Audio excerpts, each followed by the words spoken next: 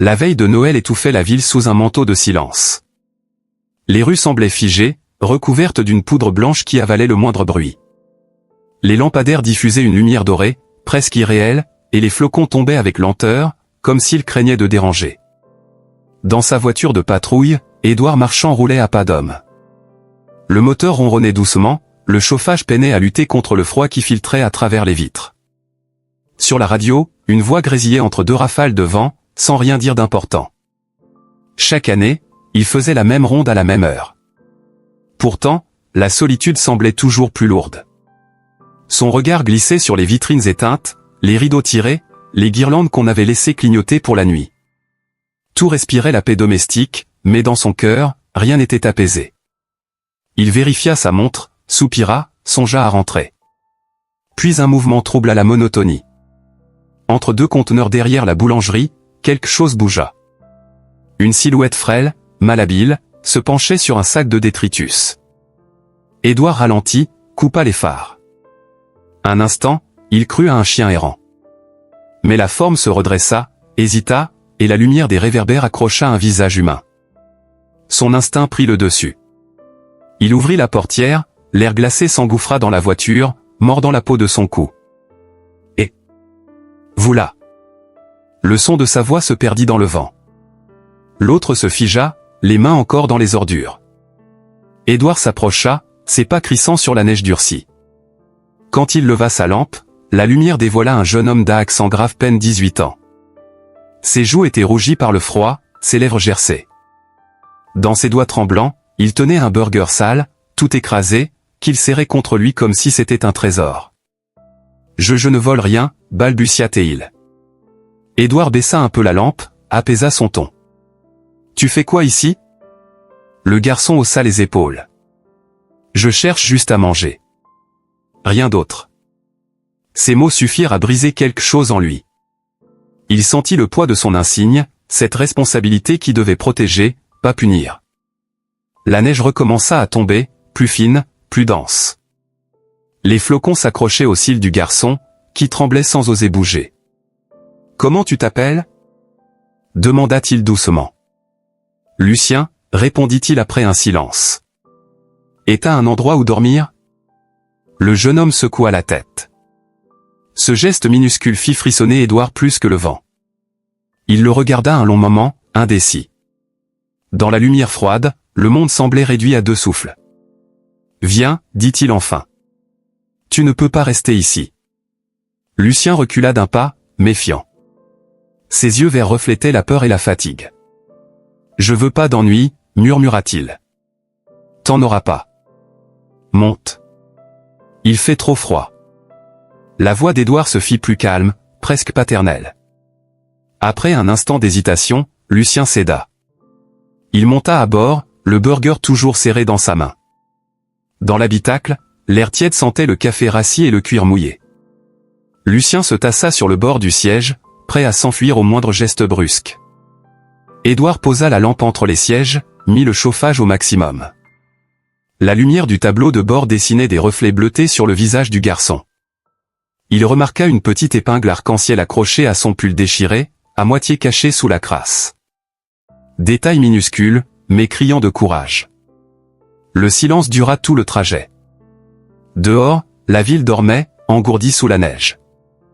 Les décorations brillaient encore dans certaines fenêtres, rappelant à Édouard une chaleur qu'il n'avait plus connue depuis des années. Il évita d'y penser, garda les yeux sur la route. Son appartement se trouvait au bout d'une rue calme, près du canal. Une lumière faible filtrait derrière les rideaux. Il coupa le moteur, sortit, ouvrit la portière du passager. Lucien hésitait, le regard perdu entre gratitude et crainte. « Entre » fit Édouard. Il n'y a personne d'autre. L'intérieur sentait le papier et le café froid. Les meubles bien rangés témoignaient d'une vie disciplinée, presque trop nette. Dans un coin, un petit sapin artificiel dormait sous une fine couche de poussière, sans guirlande ni étoile. Édouard posa sa veste sur une chaise, invita Lucien à s'asseoir.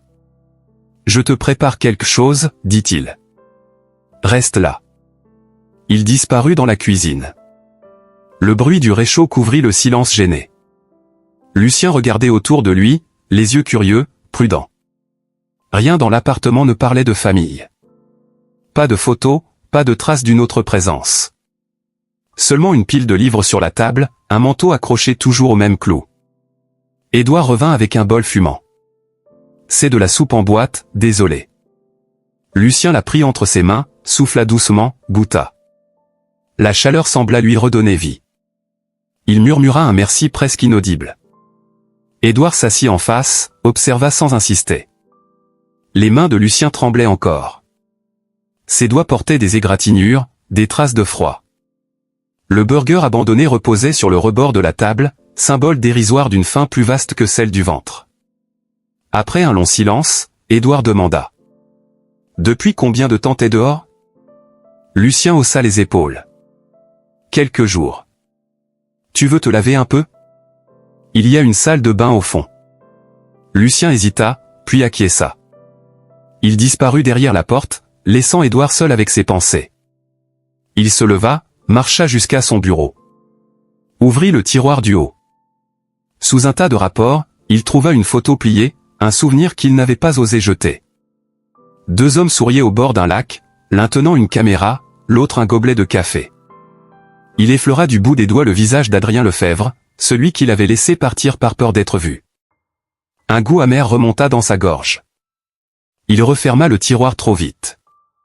Quand Lucien revint, ses cheveux encore humides, ses joues avaient retrouvé un peu de couleur. Il portait un vieux pull d'Édouard, trop grand pour lui. Il semblait plus jeune ainsi, presque fragile, mais un éclat nouveau brillait dans son regard. « Merci », murmura-t-il. « Je crois que ça faisait des semaines que je m'étais pas senti propre. » Édouard esquissa un sourire. « Tu peux dormir ici, sur le canapé. » Le garçon hocha la tête, enroula la couverture autour de lui. Il s'allongea, ferma les yeux sans un mot. Édouard resta debout, immobile, face à la fenêtre. Dehors, la neige continuait de tomber, plus dense. Le lampadaire projetait un halo doré sur le trottoir désert. Dans le reflet du verre, il aperçut son propre visage, fatigué, étranger. Le silence du lieu lui rappela ce qu'il avait perdu, mais aussi ce qu'il venait peut-être de retrouver, un sens oublié du mot protégé. Il tira les rideaux, se tourna vers le canapé. Lucien dormait déjà, la respiration calme, le visage apaisé. Le burger sale, désormais froid, traînait sur la table, témoin muet de cette rencontre improbable. Édouard éteignit la lumière, murmura sans savoir à qui il parlait. « Tu es en sécurité maintenant. » Le tic-tac régulier de l'horloge accompagna la neige qui s'accumulait dehors. La nuit sembla s'étirer à l'infini, suspendue entre deux solitudes. Pour la première fois depuis des années, Édouard sentit que la maison ne respirait plus le vide, mais quelque chose de vivant, fragile, prêt à renaître. Et tandis que la ville s'endormait sous son manteau de givre, un souffle nouveau entra dans l'appartement, léger comme une promesse. Le matin filtrait à travers les rideaux, pâle, presque timide. Une odeur de café flottait dans l'air, mêlée à celle du linge encore humide. Édouard Marchand s'était levé tôt, comme toujours, incapable de dormir longtemps. Sur le canapé, Lucien Morel dormait encore, roulé dans la couverture, les cheveux épars sur l'oreiller. Le souffle régulier du jeune homme remplissait la pièce d'un calme étrange. Édouard resta un moment à l'observer, sans bruit. Ce visage, apaisé pour la première fois depuis la veille, semblait celui d'un enfant perdu revenu d'un cauchemar trop long. Il fit chauffer de l'eau, prépara 2 tasses. Le sifflement de la bouilloire le ramena à la réalité. Quand Lucien ouvrit les yeux, un peu désorienté, la lumière du matin dessinait des reflets dorés sur les murs nus. Édouard lui tendit une tasse. « Bois un peu », dit-il simplement. Lucien la prit, remercia d'un signe de tête. Ses doigts frôlèrent la porcelaine comme s'il craignait de la casser. Il but une gorgée, puis posa la tasse, le regard tourné vers la fenêtre. La rue était silencieuse, couverte de givre. « C'est beau », murmura-t-il. « On croirait que le monde s'est arrêté. » Édouard esquissa un sourire discret. « Il s'arrête parfois. Mais jamais longtemps. » Un silence s'installa, ni lourd ni gênant, juste suspendu. Puis Lucien parla, la voix basse. « J'habitais pas loin, sur la rue des Saules. C'était une maison blanche avec un portail bleu. » Il marqua une pause, cherchant ses mots. « Mon père a trouvé des messages sur mon téléphone. des messages avec mon copain. Il a crié, puis il a dit que je déshonorais la famille. Ma mère a pleuré sans rien dire. Il m'a ordonné de partir. Ses yeux restaient fixés sur le verre. Il parla sans émotion apparente, mais chaque mot semblait peser. J'ai dormi chez un ami pendant 2 nuits. Puis ses parents ont su. Ils m'ont dit que je devais partir aussi. J'ai pris ce que je pouvais et j'ai marché. Édouard écoutait sans interrompre. Chaque phrase lui serrait la gorge. Il aurait voulu dire que tout irait bien, mais il savait que ce serait faux. Alors il posa seulement une main sur la table, à portée de celle du garçon, sans la toucher. Un geste muet, simple. Lucien baissa les yeux. Vous n'êtes pas obligé de m'aider, vous savez. Je peux me débrouiller. Je le fais parce que je veux, répondit Édouard. Pas parce que je dois. Lucien hocha la tête, sans insister. Il sembla soulagé et inquiet à la fois, comme si la gentillesse était devenue pour lui un terrain piégé. Dans l'après-midi, Édouard sortit pour acheter quelques provisions. Le ciel s'était couvert, le vent mordait. Au supermarché du quartier, il sentit les regards, ce qu'on remarque sans qu'ils soient flagrants. Une femme murmura quelque chose à son mari, un homme détourna les yeux en reconnaissant son uniforme. Il fit semblant de ne rien voir, paya et rentra. À peine rentré, il découvrit Lucien assis près de la fenêtre, le visage tendu. « Quelqu'un a pris une photo, dit-il. Une vieille dame, en bas, avec son téléphone. Elle a fait semblant de parler, mais j'ai vu le flash. » Édouard fronça les sourcils. Il comprit aussitôt. Madame Perrault, la voisine du 3e, bavarde et curieuse, n'avait jamais supporté qu'on lui cache quelque chose. Il se dit qu'elle allait sans doute publier l'image sur le groupe local du quartier, celui où tout finit par se savoir. « Ne t'en fais pas, répondit-il. Les gens s'ennuient, alors ils s'inventent des histoires. » Mais il savait que dans une petite ville, les rumeurs voyageaient plus vite que le vent. Le soir, il appela Madame Girard, une amie assistante sociale. Elle connaissait les refuges, les associations, les lieux discrets. Sa voix, au téléphone, avait cette douceur professionnelle qu'il admirait. « Édouard, tu sais bien que ces foyers ne prennent plus de mineurs sans dossier. Et pour un jeune gay, c'est compliqué. Certains centres ferment la porte sans le dire. » Il resta silencieux. Elle reprit. « Tu peux le garder quelques jours. Je vais chercher une solution. Mais sois prudent.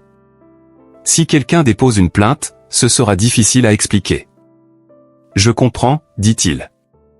Quand il raccrocha, il regarda Lucien, qui feuilletait un livre sur le canapé. L'image lui serra le cœur. Ce garçon qui lisait à la lueur d'une lampe, comme s'il essayait d'apprendre à respirer dans un monde nouveau. Les jours suivants, la neige fondit un peu. Le froid resta, sec et tranchant. Lucien aidait à ranger, à cuisiner, à tout faire pour ne pas être un poids.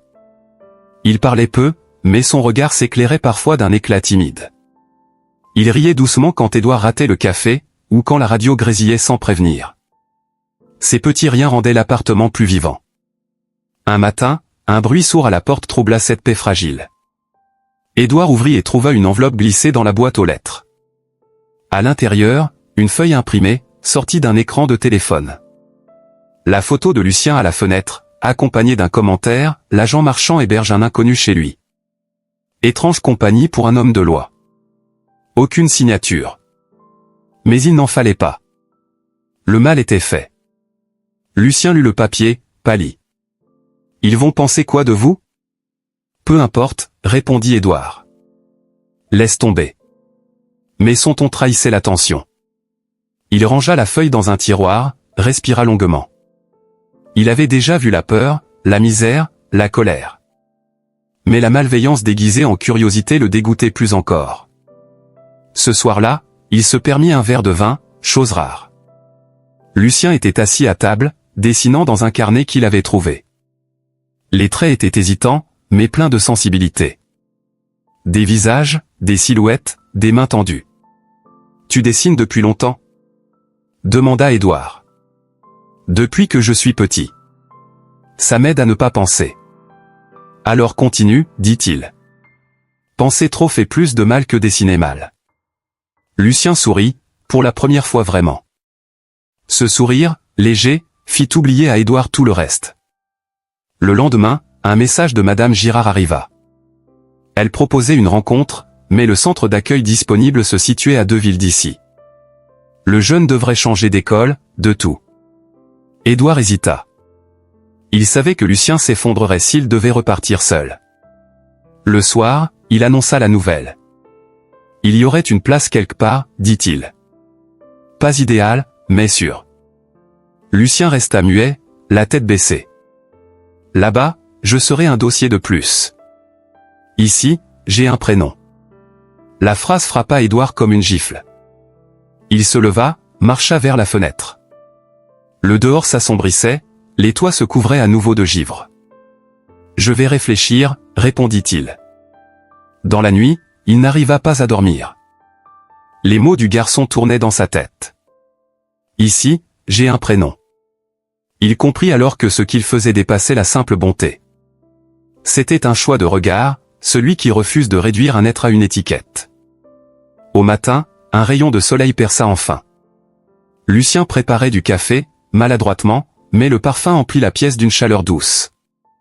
Édouard le rejoignit, prit une gorgée, sentit le goût amer lui rappeler quelque chose de familier. « Tu sais, dit-il, parfois on ne peut pas sauver le monde.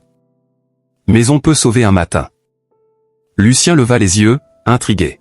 « Et aujourd'hui, on commence par quoi ? » Par un vrai petit déjeuner. Sans burger froid cette fois. Un rire discret les unit, simple et fragile. Plus tard, Édouard descendit pour jeter les ordures. Dans le hall, Madame Perrault lui adressa un sourire faux. « Alors, mon cher agent, vous avez un invité, on dirait ?»« C'est un ami, » répondit-il calmement. Un ami qui avait froid. Elle hocha la tête, l'air faussement bienveillant. Il sut qu'elle allait tout raconter au groupe du quartier avant midi. Il s'en moquait. Quelque chose en lui venait de se déverrouiller. Il n'avait plus honte de faire ce qu'il croyait juste. Le soir, il sortit marcher seul. Le vent soufflait fort, emportant les derniers morceaux de neige. Dans les fenêtres des maisons, les lumières scintillaient, paisibles. Derrière chacune, il imaginait une vie ordinaire, sans drame apparent, sans gamin cherchant à manger. Il pensa à Adrien, à ce qu'il avait perdu par peur du regard des autres. Il rentra, posa son arme sur la table, retira son uniforme. Dans le miroir, il vit un homme qu'il ne reconnaissait pas tout à fait, mais qu'il commençait à accepter. Lucien dormait déjà, une lampe allumée près de lui. Sur la table, le dessin du jour, 2 silhouettes côte à côte, sous la neige, une main tendue vers l'autre. Édouard souffla la bougie. La flamme vacilla avant de s'éteindre. Dans l'obscurité, il sentit que quelque chose changeait, lentement, comme la glace qui cède sous le soleil. Dehors, les maisons brillaient encore, mais lui, pour la première fois depuis longtemps, ne se sentait plus derrière une porte close. La neige avait disparu depuis plusieurs jours, laissant derrière elle des trottoirs humides et des flaques dans lesquelles le ciel se reflétait par fragments. Le froid persistait, plus sec, plus vif. Édouard Marchand reprenait lentement ses habitudes de travail, mais l'air du commissariat avait changé. Chaque salut semblait plus court, chaque regard un peu trop long.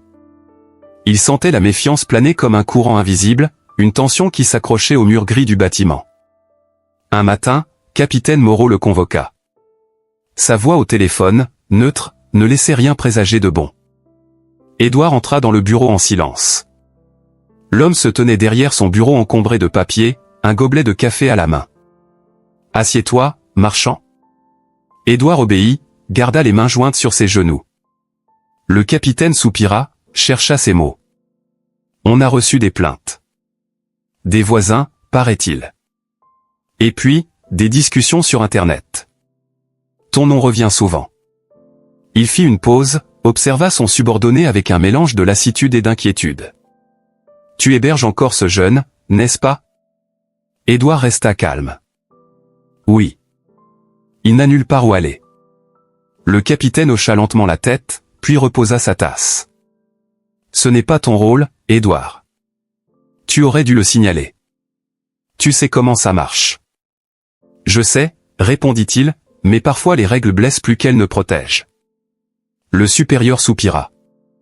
Ce genre de phrase, ça sonne bien dans un discours, mais pas dans un rapport de police. Tu es un bon agent, mais tu marches sur une ligne dangereuse. Je te suce pas quelques jours. Le temps que tout se calme. Édouard sentit le poids de ces mots sans réagir. Il se leva, salua, quitta la pièce sans protester. Dans le couloir, le bruit des claviers et des téléphones sonnait plus fort qu'à l'accoutumée. Il prit son manteau, sortit dans le froid. L'air libre lui sembla soudain plus supportable que l'atmosphère du poste. Chez lui, Lucien Morel lisait à la table du salon. Quand Édouard entra, il leva les yeux, inquiet. « Tout va bien ? » « Je prends quelques jours, » répondit-il en enlevant sa veste. « Rien de grave. » Lucien hocha la tête sans insister. Il avait appris à ne pas poser trop de questions. Le silence qui suivit n'était pas vide, seulement prudent. Les jours suivants, Édouard resta à la maison. Il rangea les dossiers accumulés, nettoya ce qu'il n'avait jamais eu le temps de nettoyer. Lucien, lui, sortait le matin pour chercher du travail. Chaque fois, il revenait avec le même sourire fatigué, celui de quelqu'un qui refuse de se laisser abattre.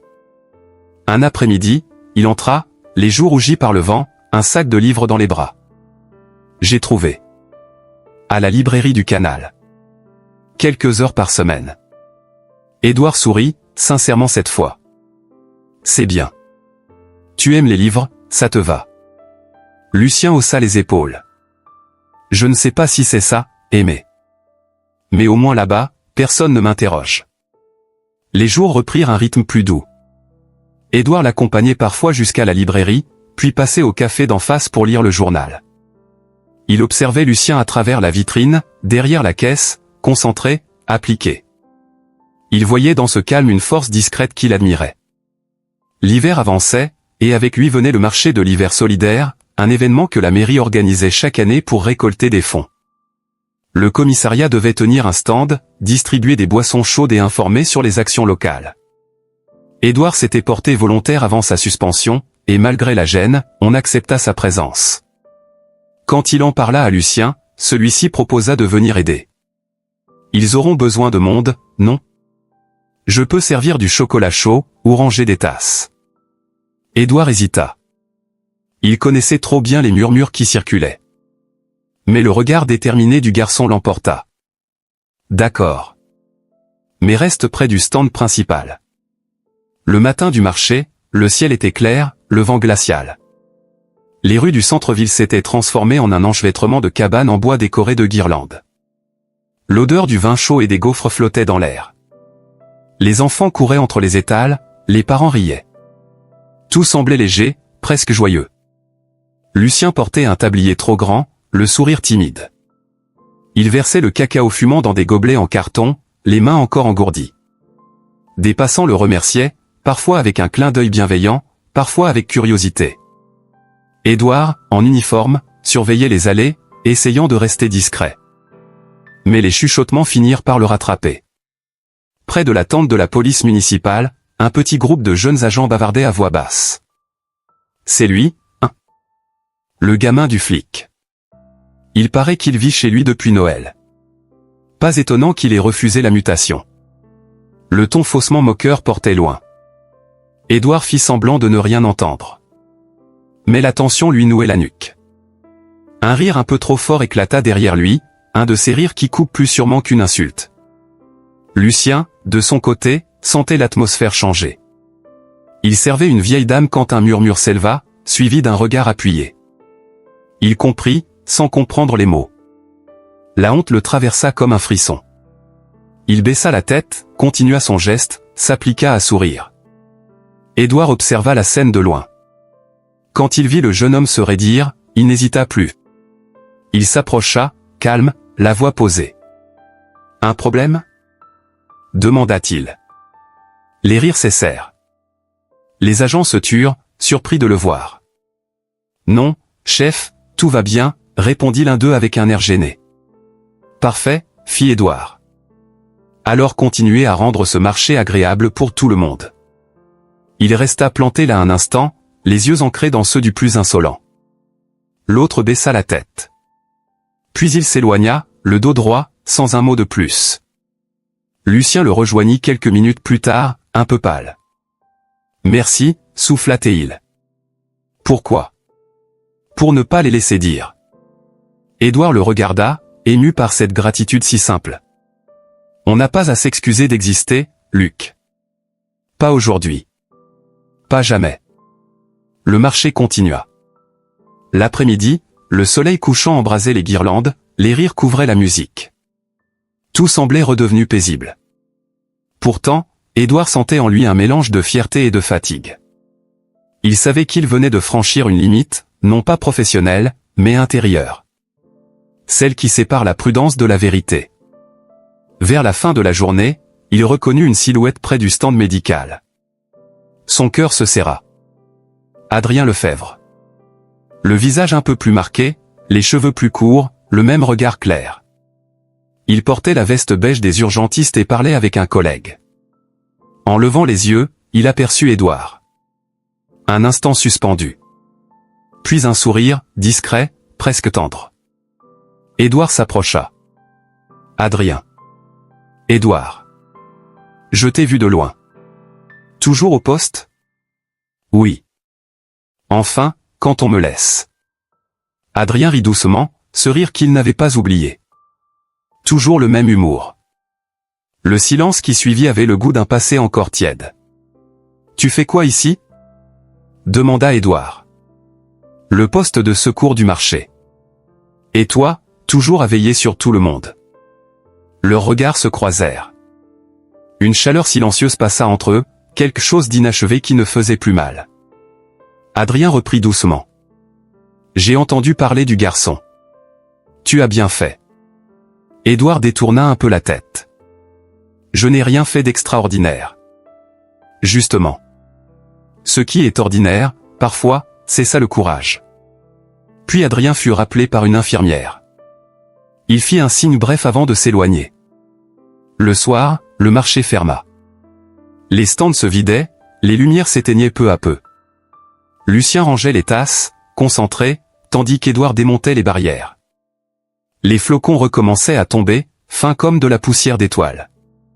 Quand tout fut terminé, ils marchèrent côte à côte vers la voiture.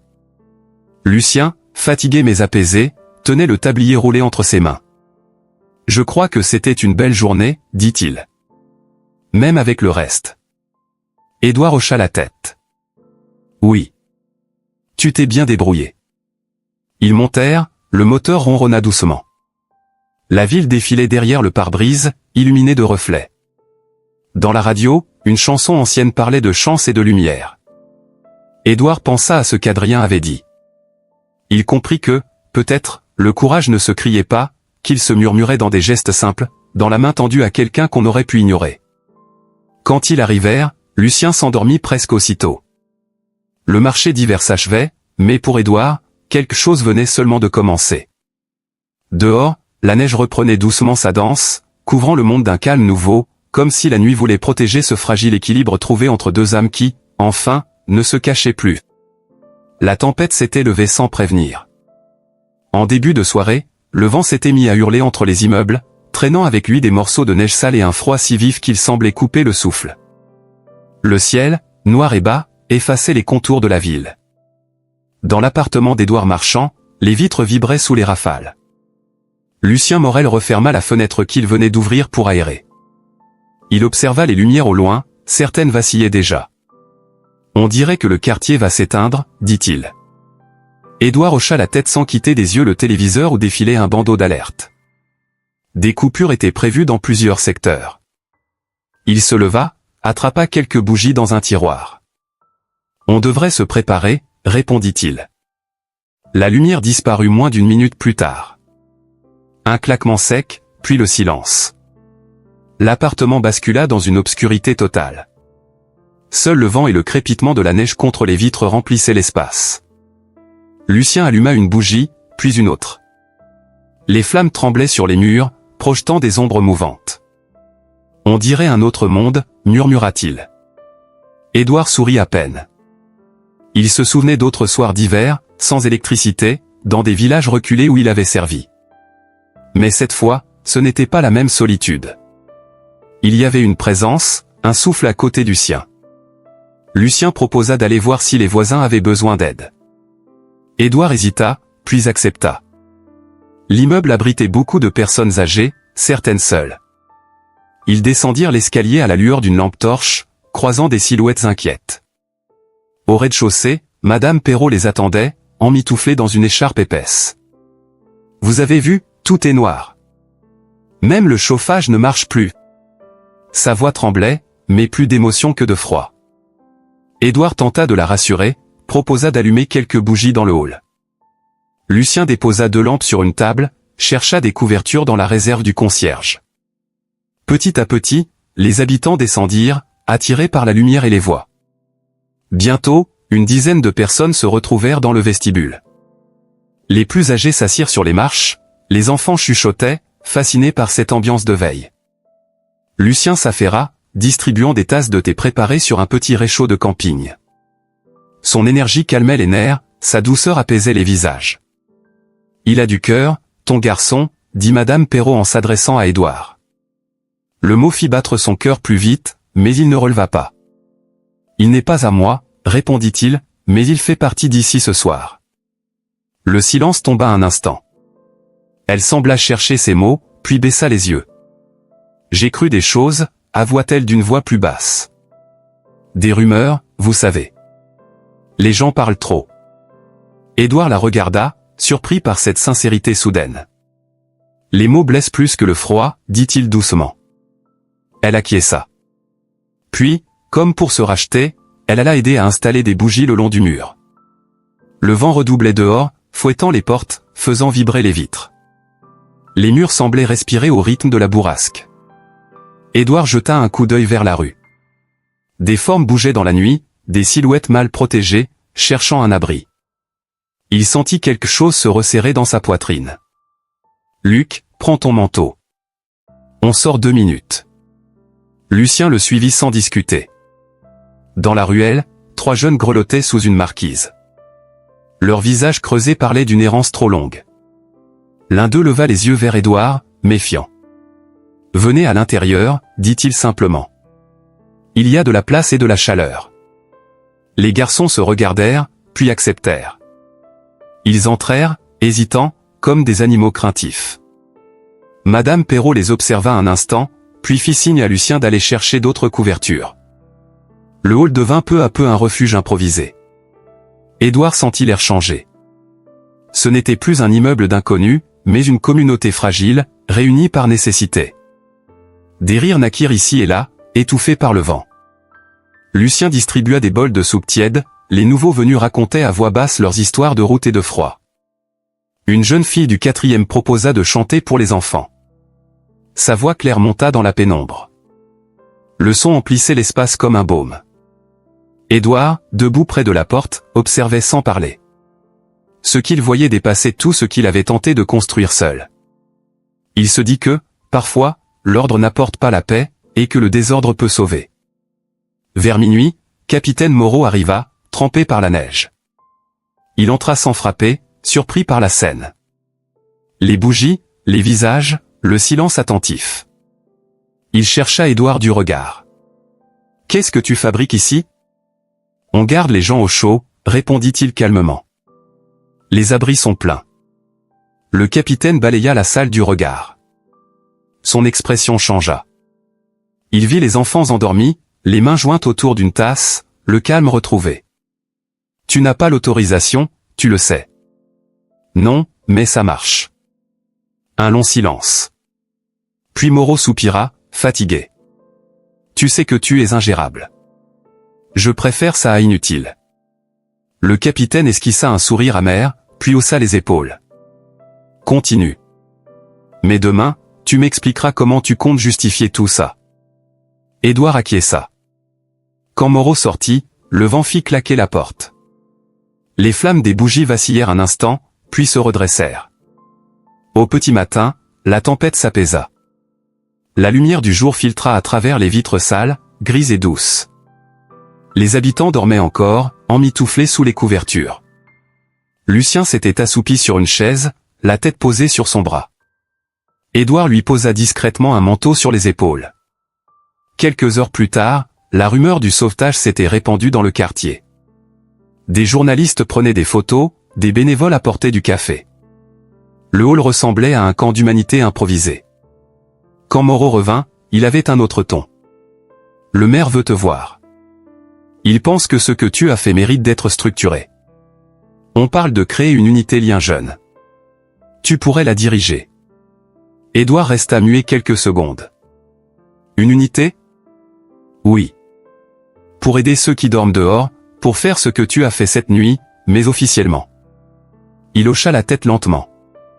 Le mot « officiellement » sonnait presque comme une victoire. Lucien, à ses côtés, écoutait sans oser intervenir. Il se tenait un peu en retrait, le regard brillant. Édouard se tourna vers lui. « Tu as fait beaucoup ce soir.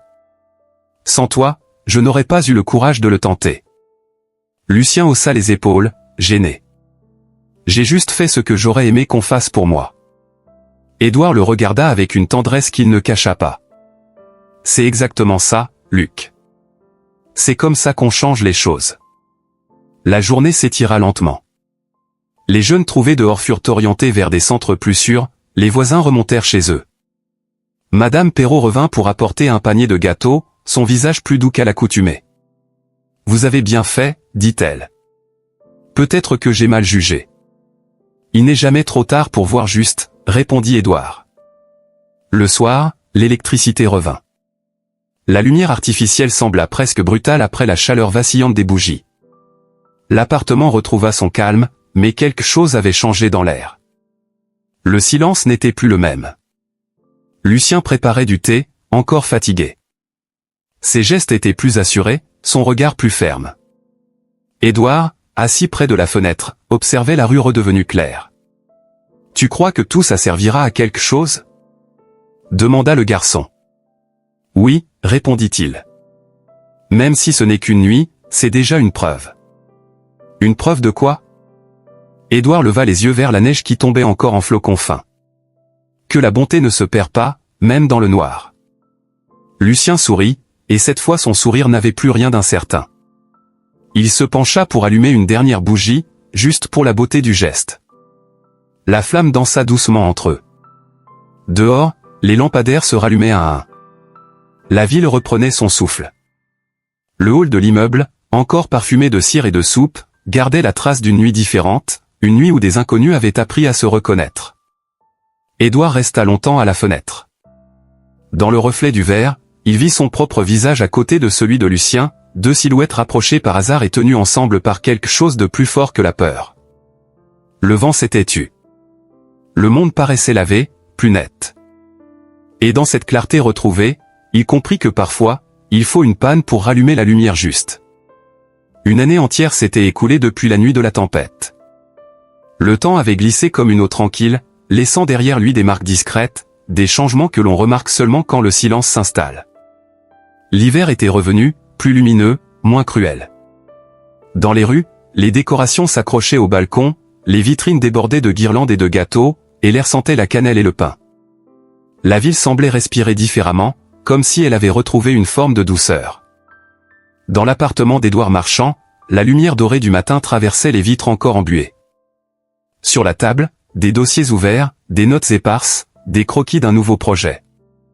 Depuis quelques mois, il dirigeait l'unité Lien Jeune, une petite équipe qu'il avait contribué à créer après cette fameuse nuit où l'immeuble était devenu un refuge. Le travail était exigeant, parfois épuisant, mais il y trouvait un sens qu'il croyait perdu. Il rentrait souvent tard, fatigué mais vivant, et cette fatigue-là lui plaisait. Ce jour-là, il s'était levé plus tôt que d'habitude. Il ouvrit la fenêtre, inspira l'air froid.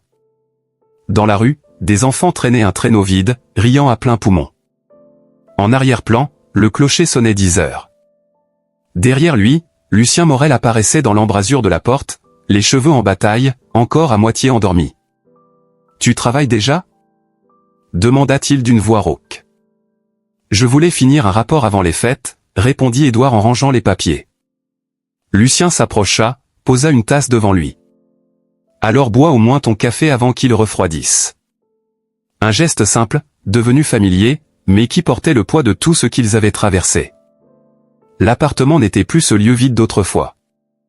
Les murs portaient maintenant la trace d'une vie partagée, quelques photos, des livres empilés sans ordre, un dessin encadré que Lucien avait offert au printemps. Sur le rebord de la fenêtre, une petite plante verte résistait au froid, obstinée. Lucien travaillait désormais à la librairie du Canal, où il organisait parfois des lectures et des expositions. Il avait trouvé une place, non pas seulement un emploi, mais un rôle qui lui ressemblait. Par moments, il préparait aussi des ateliers d'expression artistique pour les jeunes de l'unité d'Édouard. Leur quotidien s'était tissé dans une harmonie tranquille, faite de gestes répétitifs, de mots échangés sans bruit. Ce soir-là, la neige commença à tomber plus tôt que prévu. Des flocons légers, presque transparents, tourbillonnaient autour des lampadaires. Édouard rentra de sa tournée au volant de sa voiture de service. La radio diffusait un vieux chant de Noël, et malgré lui, il fredonnait. Quand il poussa la porte, une odeur sucrée l'accueillit. Lucien était dans la cuisine, concentré sur un plat qu'il essayait de décorer maladroitement. « Tu cuisines encore ?» demanda Édouard, amusé. « Je tente », corrigea Lucien en souriant. « Ne sois pas trop sévère, c'est expérimental. » Édouard ôta sa veste, accrocha son écharpe, observa la scène. Le jeune homme portait un pull trop grand, celui qu'il lui avait prêté un an plus tôt. Le voir ainsi, tranquille, les joues rougies par la chaleur, lui donna une étrange sensation de paix. Ils dînèrent simplement, en riant des proportions ratées, en parlant de projets. Lucien raconta qu'il préparait une petite exposition au printemps, une série de portraits de gens du quartier, des visages qu'il croisait chaque jour, sans prétention.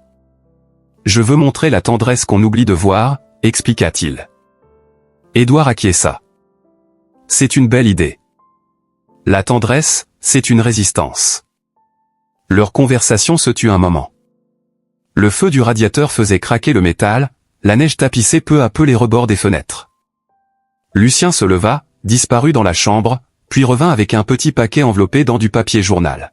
« Ne l'ouvre pas avant minuit », prévint-il. « C'est une règle. » Édouard leva un sourcil, amusé. « Tu veux que j'attende encore 2 heures ?»« Exactement. C'est le prix du mystère. » Il posa le paquet au pied du sapin, un vrai cette fois, un peu tordu mais vivant.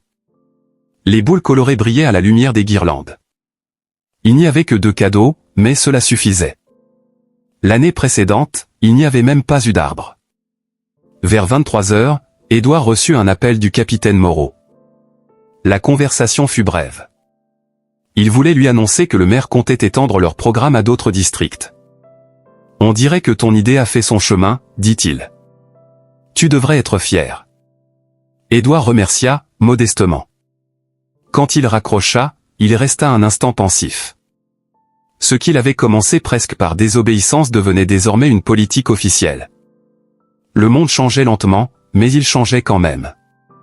À minuit, Lucien alluma la dernière bougie sur la table. Le silence de la rue donnait à la pièce un air suspendu. Édouard prit le paquet. Il le défit soigneusement. À l'intérieur, une petite plaque de bois sculptée apparut, polie à la main. Un badge miniature, imitant celui de la police, gravé de quelques mots, à l'homme qui m'a appris que la gentillesse est le vrai courage. Édouard sentit sa gorge se serrer. Il resta un moment immobile, les doigts sur les lettres. « C'est toi qui as fait ça ?» demanda-t-il enfin. Lucien hocha la tête, un peu gêné. « J'ai mis du temps à le tailler. C'est pas parfait. » C'est plus que parfait. Ils se regardèrent sans parler. Tout ce qu'ils avaient retenu pendant des mois passait dans ce silence. Une gratitude, un attachement, une promesse muette. La flamme de la bougie vacilla, projetant sur leur visage une lueur mouvante. Lucien s'approcha, doucement, jusqu'à effleurer sa main. Aucun mot ne fut nécessaire. Leurs lèvres se rencontrèrent dans un geste lent, dépourvu de hâte, rempli d'une tendresse nouvelle. Ce n'était ni un commencement ni une fin, simplement un instant vrai, suspendu dans la lumière tremblante. Édouard posa ensuite sa tête contre l'épaule du jeune homme. Ils restèrent ainsi, à écouter le vent glisser derrière les vitres. La ville dormait sous la neige. Il n'y avait plus de peur, plus de distance. Seulement cette chaleur fragile qu'ils avaient appris à protéger. Le lendemain, le jour de Noël s'éveilla dans une blancheur totale. Ils sortirent marcher jusqu'au marché, les pas s'enfonçant dans la poudreuse. Les rues étaient calmes, les vitrines couvertes de givre. Des voisins les saluèrent, certains avec un sourire sincère, d'autres avec une curiosité nouvelle. Madame Perrault leur tendit une boîte de biscuits faits maison. « Pour vous deux, dit-elle. Et merci pour l'année dernière. » Lucien la remercia avec douceur. Édouard sentit une chaleur discrète monter en lui. La méfiance d'autrefois s'était muée en reconnaissance. Dans l'après-midi, ils visitèrent la librairie.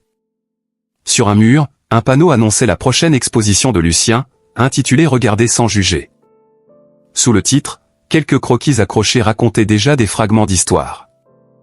Des adolescents, des mains, des visages de rue. Une mosaïque de fragilité. Édouard resta longtemps devant ses dessins. « Tu as trouvé ta voie, dit-il. »« Grâce à toi, répondit Lucien. »« Non. Grâce à ton regard. Je n'ai fait que t'écouter. » Ils rentrèrent quand la lumière déclina. Dans la cour, les enfants lançaient des boules de neige, les rires éclataient, la vie reprenait. Édouard leva la tête vers le ciel. Le crépuscule se teintait de rose et d'or. Il pensa à tout ce qu'il avait craint de perdre, à tout ce qu'il avait fini par retrouver. Le soir du Nouvel An, ils décorèrent le salon avec des guirlandes simples.